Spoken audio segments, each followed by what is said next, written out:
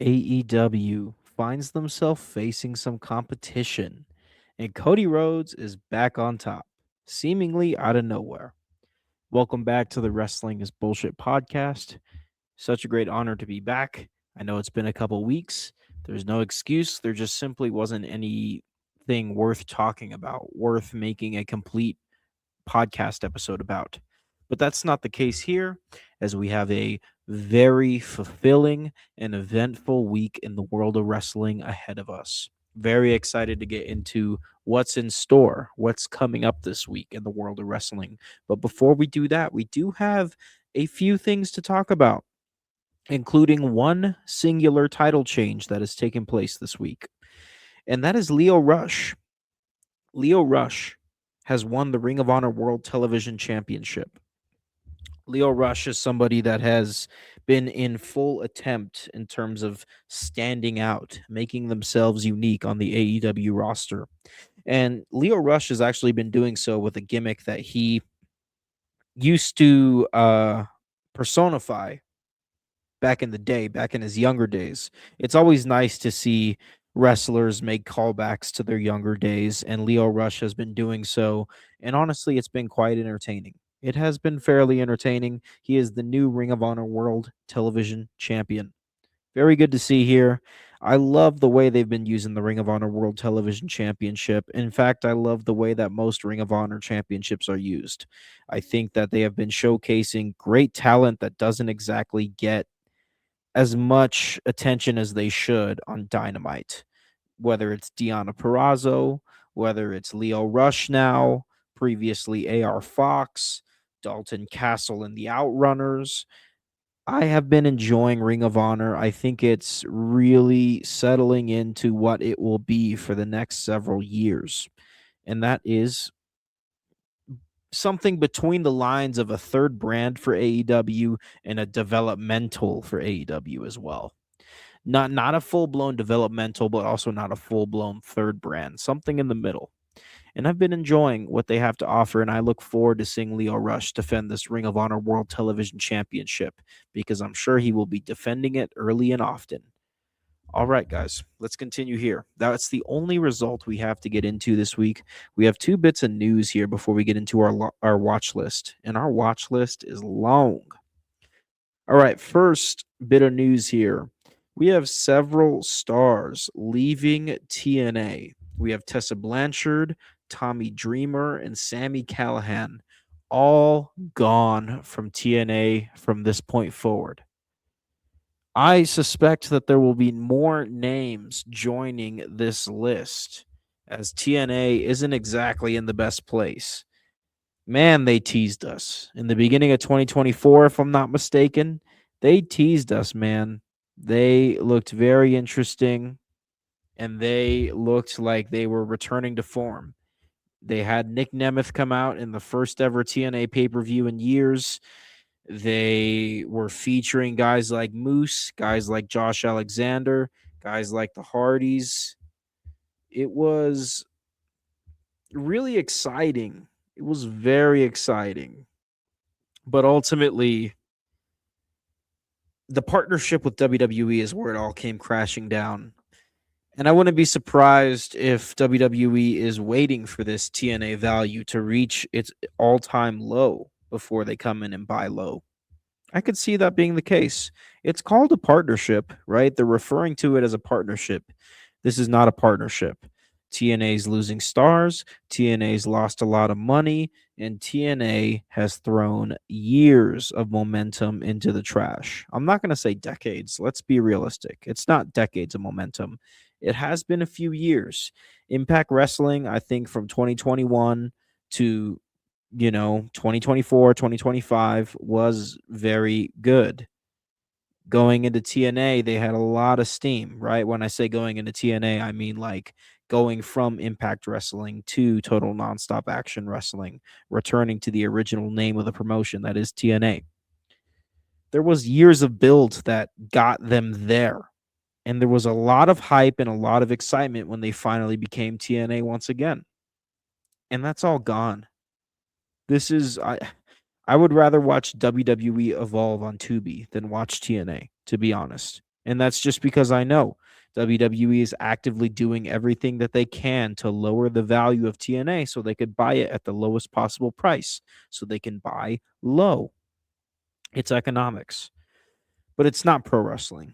And it's really sad to see the pro wrestling be the last thing that is prioritized by the suits of TKO and the suits of WWE. It's just a reflection. That's all it is. That's what the current state of TNA is right now. It's a reflection.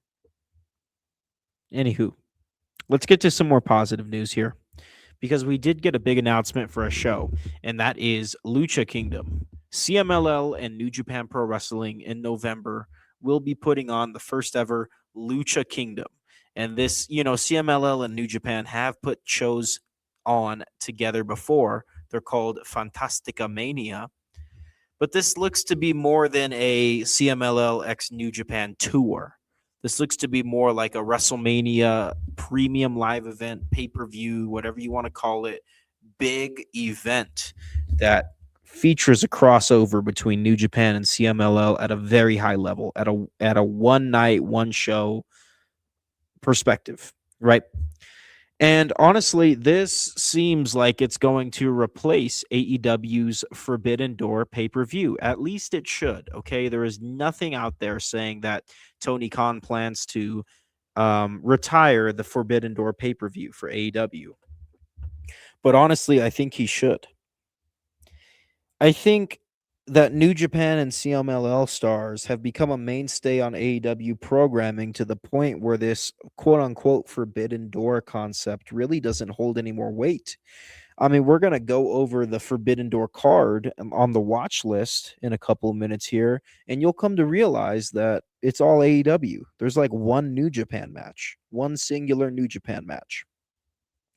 And I just think, we live in a world where collaboration is normal, and throwing a pay-per-view in celebration of collaboration in 2026 seems a little over the top. Doesn't seem like a feasible idea like it once did.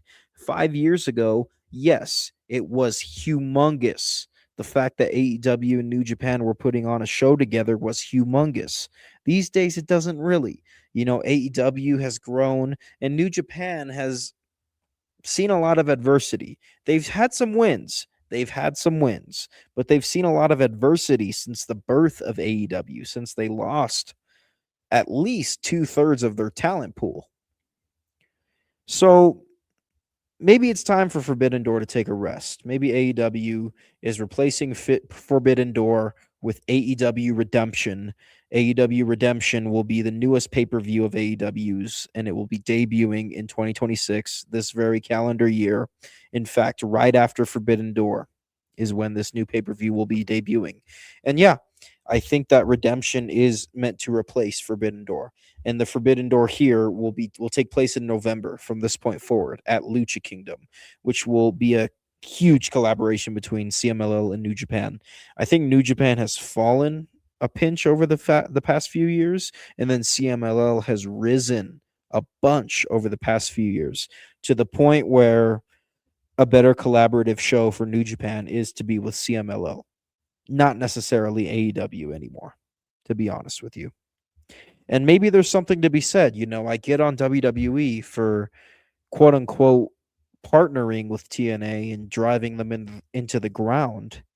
Who's to say that AEW hasn't done the same thing with New Japan? Who's to say that AEW hasn't done the same thing with AAA before they were bought by WWE just last year? Who's to say? Maybe partnerships in wrestling just aren't meant to be a thing.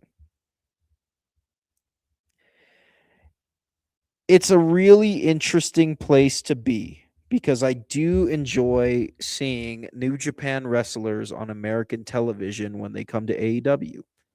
I do enjoy watching TNA stars mix it up with NXT stars for the simple fact that they're two good wrestlers getting into the ring, and without a partnership, we wouldn't see it. But with a partnership, we do get to see it. But ultimately, you look at the state of TNA, you look at the state of New Japan, and you look at the state of other promotions that have either partnered with WWE or AEW, and you ask yourself, Has the partnership bettered their product or worsened their product? Of course, if you're WWE or AEW, yes, it did better your product because you're the big fish, you're the big shark. But for these other smaller promotions, it doesn't seem like collaboration is benefiting them. In fact, it seems like it's hurting them. It seems like Forbidden Door over the past 5 years has given us everything we want to see out of New Japan on an AEW platform. And now we're at a point where the Forbidden Door concept doesn't sell anymore. It doesn't intrigue people the way a regular old AEW pay-per-view would. So it's interesting. But I will say CMLL and New Japan have been partners for a very long time. This is nothing new. And I think CMLL and New Japan have each other's best interest in mind. And I think they are going to put together a fantastic show when Lucha Mania comes around. I'm very excited for that. I'm very excited for that. Lucha Mania is going to be awesome. That could be the big yearly CMLL show. It will have New Japan, but it could be the show for CMLL because ultimately you think about it. I know a lot of New Japan diehards are probably watching a lot of New Japan, but you talk about what I would reasonably recommend to wrestling fans if they were interested in New Japan. I would just tell them to watch Wrestle Kingdom once a year. And if you love it that much, tune in for the G1, perhaps. But ultimately, I'll be completely honest in saying the only live New Japan Pro Wrestling I watch is Wrestle Kingdom once a year. And that's all I need. Don't get me wrong, I keep tabs on New Japan throughout the year, but Wrestle Kingdom is the one that I stay up for, the one that I tune in for. I can't tune in for every New Japan show at 3 in the morning. I have a life. I'm sorry. But I'm looking for that once a year show with CMLL. I'm sure the anniversary show is the one that a lot of people would refer me to, the CMLL anniversary show. But I think this Lucha Kingdom show between CMLL and New Japan can be the one CMLL show that I get to watch every year. And I think the collaboration on putting together the biggest possible show will teach CMLL something. Working with New Japan will teach CMLL something.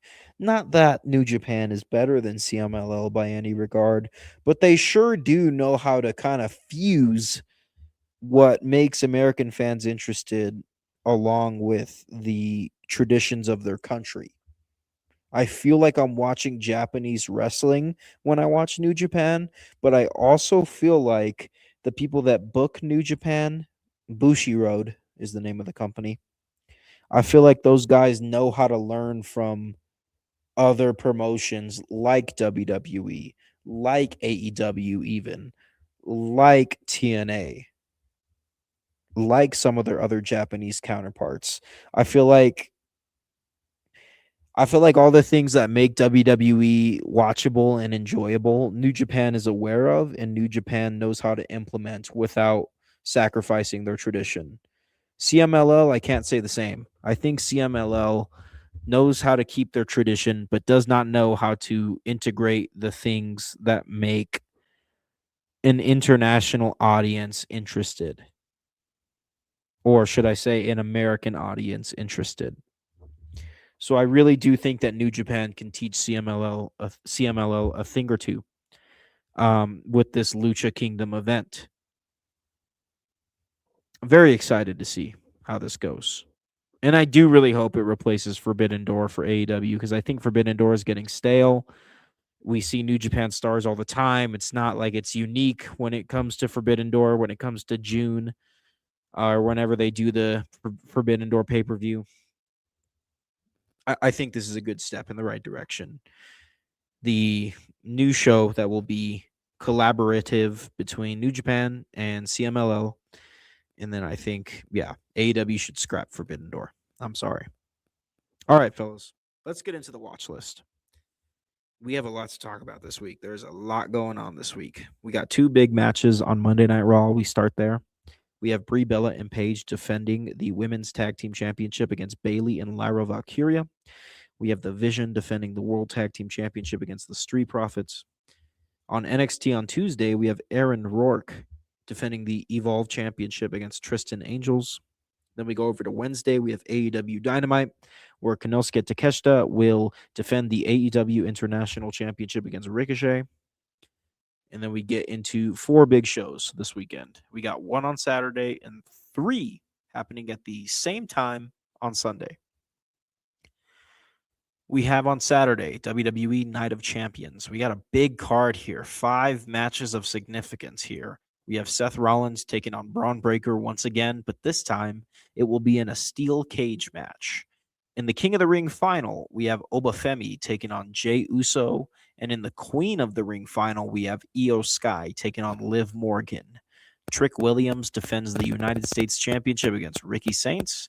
And then we have a triple threat for the undisputed WWE Championship featuring Cody Rhodes, the champ, Sami Zayn, and Gunther. And I got to say, man, I've had my complaints about Cody Rhodes and his title reign in 2026 simply because of the botch that was that WrestleMania match between Cody Rhodes and Randy Orton. I don't need to get into it. What I'm here to say is I think this Cody Rhodes and Gunther feud on SmackDown has really been doing wonders in terms of repairing the momentum of Cody Rhodes, the momentum that took years to build with Cody Rhodes. I think they are doing everything that they can with this Gunther feud, especially with Sami Zayn being involved. I'm very excited for this triple threat, and I have been happy with the Cody Rhodes that we've been seeing as of very recent. All right, Sunday, we got 3 big shows. WWE gets their spotlight on Saturday, and then on Sunday, man, talk about counter programming. This is very interesting here.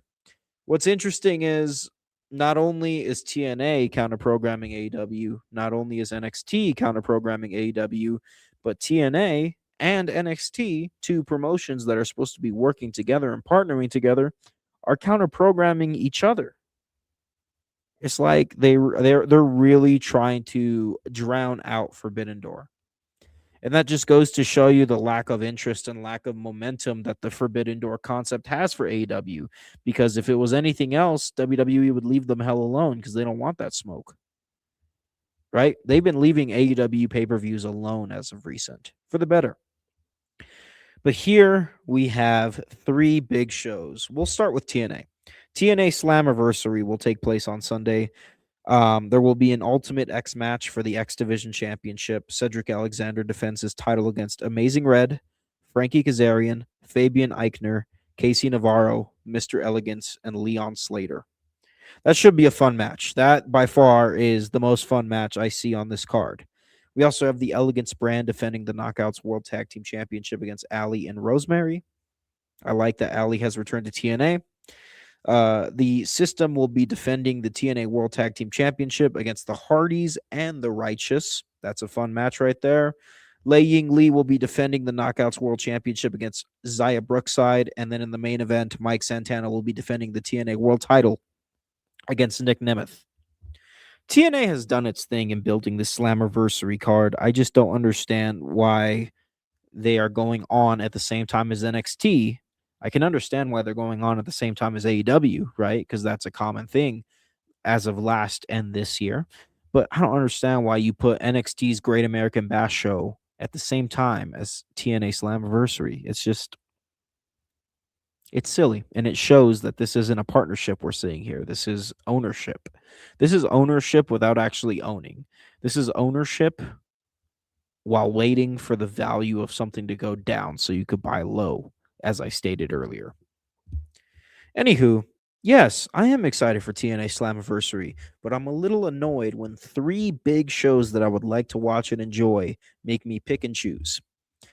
Happening at the same time as TNA Slammiversary is, of course, yes, like I said, NXT's Great American Bash. In this show, we will see Miles Bourne defend the North American Championship against Tavion Heights. We'll see Lola Vice defend the NXT Women's Championship against Kendall Gray. And then we'll see Tony D'Angelo defend the NXT title against Naraku, formerly known as Evil. Very excited here. I like this main event with Tony D versus Evil. I know his name is Naraku. I'm going to call him Evil for the sake of simplicity, for the sake of familiarity. Yeah, I'm excited for that main event. That main event is kick ass. It's probably better than Mike Santana versus Nick Nemeth. Not by much, but probably a little better. I like the of course, TNA has a better quantity of matches, but NXT's Great American Bash, what they are providing here so far, what has been announced for the card in terms of matches of significance, is very significant and is very entertaining. And happening at the same time as Slammiversary and NXT's Great American Bash is AEW Forbidden Door. And yeah, because I'm a big AEW mark, let's just be real at this point, I will be watching Forbidden Door. I do want to watch Great American Bash. I do want to watch Slammiversary, but they would rather counter program AEW than be of value and stand in their own unique time slot, like next weekend or something. I don't get it, man. I don't get it. You make the fans pick and choose, and it doesn't seem to work in your favor. Anywho, the Forbidden Door pay per view for AEW will feature Shota Umino defending the IWGP Global Heavyweight Championship against Pac. That's about the only New Japan focused match here. We will have Tekla defending the AEW Women's World Championship against Starlight Kid. So excited for that, bro. I'm rooting for Starlight Kid. I'm rooting for Starlight Kid like I'm a 9-year-old child that doesn't know that wrestling isn't real. For real. In the Owen Hart Foundation men's tournament final, we have Swerve Strickland taking on Will Ospreay. Match of the year. Calling it now. The easiest call I've ever called. Swerve versus Ospreay match of the year. Owen final. And then in the Owen women's final, we have Mercedes Moné taking on Maya World. We have Jon Moxley defending the Continental Championship of AEW against Bandito. We have Cajun Cope defending the AEW World Tag Team titles against the Dogs. And then in the main event, we have a 10-man steel cage match as Team Briscoe takes on Team MJF, which should be a very fun slobber knocker. Yeah, I'm excited for Forbidden Door. I just feel like, I don't know, man. I feel like there's a lot going on Sunday, and I feel like I'm missing more than I'll be watching. Like, I feel like missing TNA Slammiversary is a dud. Yeah, I know I shit on TNA a lot. I know they're in a bad place in terms of their partnership with WWE and their own fails and misery. But no, I still like to give them a shot. I still like to give them the benefit of the doubt as a wrestling fan, because that's what we are as wrestling fans, man. We're hopeless romantics. And yeah, I just hate to see TNA take such a back seat and at a point in time where they really could have taken the driver's seat. I really think if TNA did not partner with WWE and focused on their own well-being, I think they would have been able to justify signing bigger stars eventually. I think in a world where WWE and AEW were both kind of this big scale mainstream wrestling, I think TNA could have been a underdog promotion that fans loved and valued. And I think TNA had a place. I just don't think TNA's place in the world of wrestling right now is where they're currently at. They shouldn't be with WWE. They should be the best. If we're calling WWE and AEW S tier promotions, then I think TNA should be the best A tier promotion, just under S tier. I think that was their place, and I think that should be their place. And honestly, I would get down with them partnering with NXT if they still kept up the quality, but they clearly have not. I mean, TNA, Impact, Thursdays on AMC, are they really breaking any new ground every week or at any week? Is TNA Impact really that watchable? It's about as watchable as Ring of Honor is right now. And let's be real, neither are watchable from a week to week standpoint. From a pay per view standpoint, yeah, sure, fine. But from a week to week standpoint, I just think, yeah, I hate to see TNA and then by product, by default, NXT as well, kind of fall into this distraction promotion. TNA and NXT are just distraction promotions, right? They're trying to distract you from AEW. That's WWE's whole plan right now. Ultimately, though, man, like NXT has an excuse. They're a developmental, okay? They're not really there to entertain us as much as the main roster is. They're more so there to develop stars first and foremost. So you NXT has an excuse. TNA has zero excuse. This is taking a legacy, this is taking years of momentum and throwing it in the freaking trash. And it bothers me. It really does. It really does. I really yearn for the TNA of yesteryear, the TNA of 2024, the TNA that existed before the partnership with WWE came off the ground.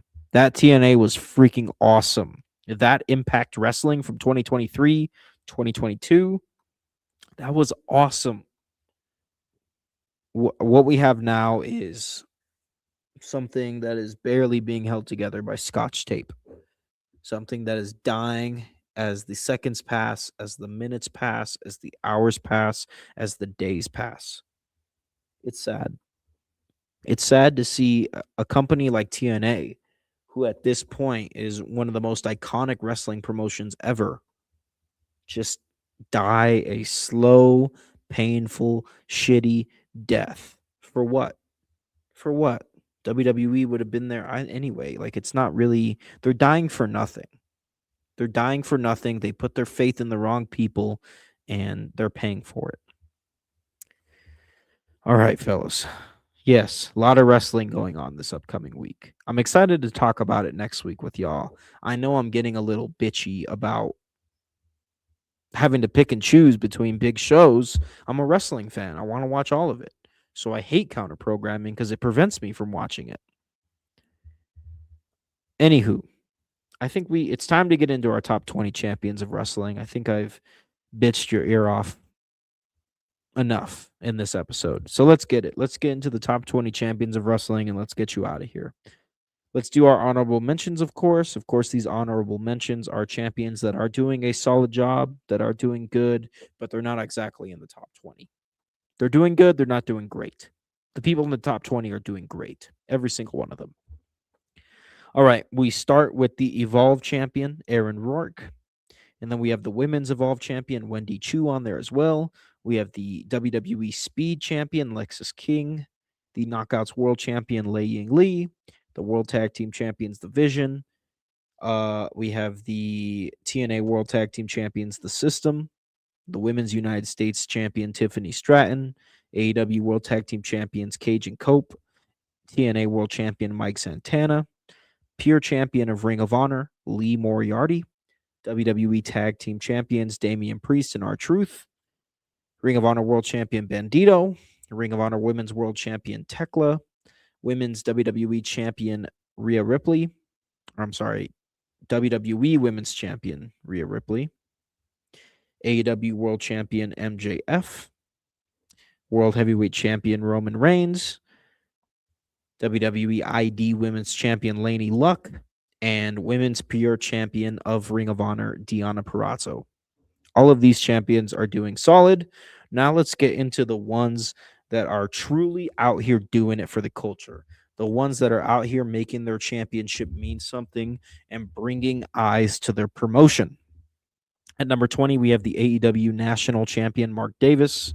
At number 19, we have the Women's Tag Team Champions of WWE, Paige and Brie Bella. Number 18, we have the Ring of Honor Women's World Television Champion, Red Velvet. At number 17, we have Dalton Castle and the Outrunners, the Ring of Honor World Six-Man Tag Team Champions.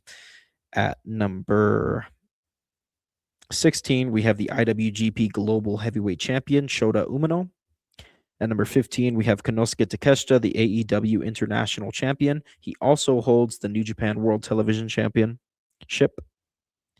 And then we have at number 14, the NXT Tag Team Champions, The Vanity Project. Number 13, we have Divine Dominion, the AEW Women's World Tag Team Champions. Number 12, we have the TNA International Champion, Mustafa Ali. And at number 11, we have the Continental Champion of AEW, Jon Moxley. Getting into the top 10 here, these are wrestlers that are doing completely elite work. Number 1 will surprise you. We have at number 10 the conglomeration, the AEW World Trios Champions, doing excellent work with those belts.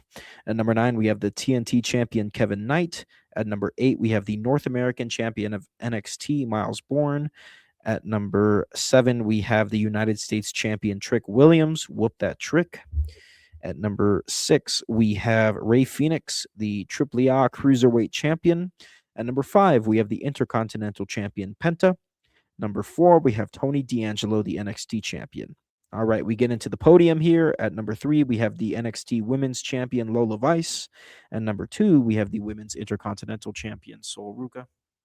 And at number 1, we have the undisputed WWE Champion Cody Rhodes. This should surprise you, having Cody Rhodes here, but I'm telling you, man, Cody Rhodes and Gunta over the past 3 to 4 weeks, whatever it's been, have been restoring prestige to that title, have been fixing what was broken earlier this year with the undisputed WWE Championship, as well as Cody Rhodes. I'm very excited to see this triple threat at WWE Night of Champions between Sami Zayn, Gunta, and Cody Rhodes. I think there's going to be a big development of the story happening there. And I will say, excellent work to WWE for getting Cody Rhodes back on track. Roman Reigns has been nothing short of fantastic. And yeah, man, I think you're setting yourself up, if you're WWE, for success by giving Roman one belt and Cody the other. Let them compete. Let them compete, and all eyes stay on those two. All right. This has been the Wrestling is Bullshit podcast. I look forward to talking with y'all next week after we get out of AEW Forbidden Door, after we get out of TNA Slammiversary, and after we get out of NXT's Great American Bash. 3 big shows. Yes, between the 3, I will be watching Forbidden Door, but I'm not so damn happy about it. Okay, I really wish to watch more NXT. I wish to watch more TNA, but I can't do that if they're competing with AEW, because AEW is on another level right now. I'm sorry. WWE took a big crap in 2025 and 2026, and now AEW's only grown since then, and they are at the top of the mountain, in my opinion. Anywho, it doesn't matter, guys. Enjoy all of it. I advertise my show as non-tribalistic, but sometimes it's impossible. Sometimes, yeah, you gotta call a spade, but it doesn't matter. It's just my opinion. Go enjoy all of it. You enjoy WWE? Good. Go enjoy it. You enjoy TNA? Good. Go enjoy it. But I'm not gonna sit here and lie to you and tell you that I'm enjoying TNA.